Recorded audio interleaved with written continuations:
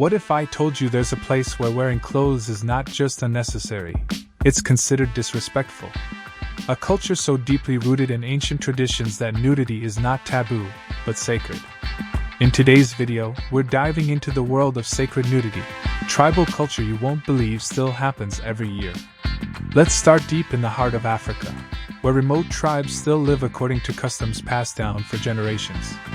Among these, some communities uphold rituals and festivals that celebrate the human body as a gift from the gods, not something to hide or be ashamed of. But how did this all begin? To understand, we need to go back to the roots of these traditions. In the Himba tribe of Namibia, for example, nudity is a symbol of purity, strength, and identity. Their skin is covered with a reddish paste made from butterfat and ochre, giving them protection from the sun and insects, and highlighting their sacred connection to the earth. Every year, they hold ceremonies that reaffirm their values, including the celebration of body, nature, and spirituality. But the Himba aren't alone.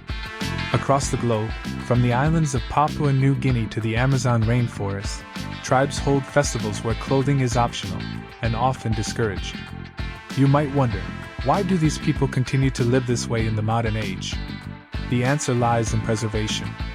These rituals are not only cultural expressions but also acts of resistance. In a world racing toward modernization, these tribes hold on to what makes them unique. And here's where things take an unexpected turn. In some of these communities, outsiders who attend these sacred events are asked to participate. Not as tourists, but as students, witnesses of a way of life that prioritizes spiritual over superficial. From fertility rites in Ghana to harvest festivals in Indonesia, nudity is woven into the fabric of their belief systems. It's not about sexuality. It's about symbolism. The human body, untouched and unhidden, is a canvas for stories, blessings, and ancestral wisdom. One such ritual takes place annually in Vanuatu, where men and women dance around sacred fires, adorned only in traditional ornaments. These ceremonies mark transitions, adulthood, marriage, even death. In these moments, nudity becomes a language, a form of respect, a tool for storytelling. Now, let's get into some specifics. Why do these tribes paint their bodies instead of wearing clothes? What does each color mean? And what happens if someone refuses to participate? Stay with us, because in the next segment, we uncover the deeper meanings behind these practices and the real reason why modern society could actually learn something from these traditions.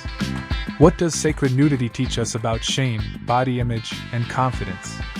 Could it be that we've been taught to see the body the wrong way? And here's something you might not expect. Some of these tribes have laws against wearing modern clothes during festivals. Imagine being fined for wearing jeans. We'll also explore the connection between sacred nudity and the environment. How do natural materials replace synthetic clothing? How do these practices promote sustainability without ever saying the word green? Coming up, we reveal a secret initiation ceremony in a Brazilian tribe that no outsider has ever filmed, until now. The Himba of Namibia, red dust and reverence. The Himba tribe doesn't just accept nudity, they revere it. Their ochre-covered skin isn't just aesthetic. The paste, known as a jize, symbolizes fertility and life.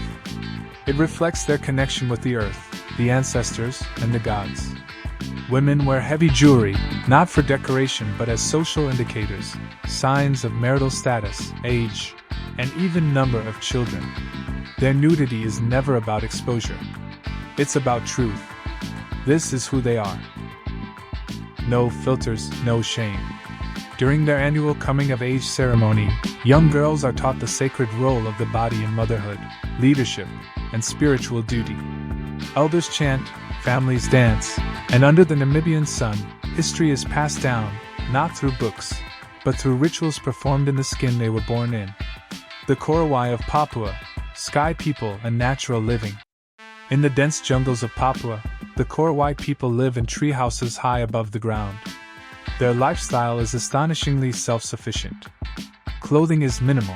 Men wear traditional penis sheaths made of gourds, while women use leaf skirts or go uncovered depending on the occasion. But what's remarkable is not what they wear. It's why they wear, or don't wear, it. For the korowai, clothing made from nature represents balance. Each item comes with meaning. Leaf length, shape, and color can signal tribe alliances or personal identity. Once a year, during their tree dance festival, the entire village participates in rituals that include nudity, chanting, and storytelling. The human body here isn't a spectacle. It's a sacred part of the forest's rhythm.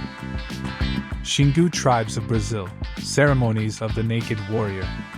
The Xingu tribes in Brazil's Amazon basin follow a spiritual path deeply tied to nature.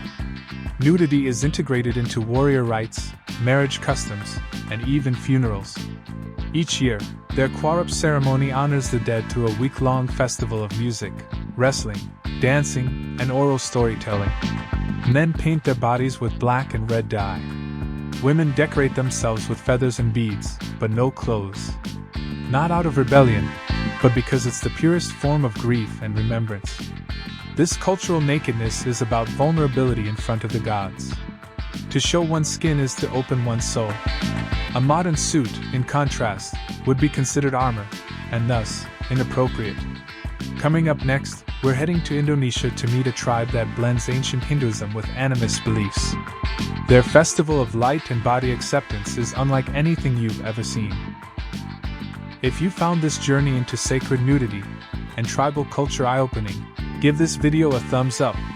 Subscribe and hit the bell icon so you don't miss our next deep dive into the world's most fascinating and forgotten traditions. And tell us in the comments, do you think modern society has something to learn from these ancient practices? Or do you think it's just too different from what we know? Let's talk below.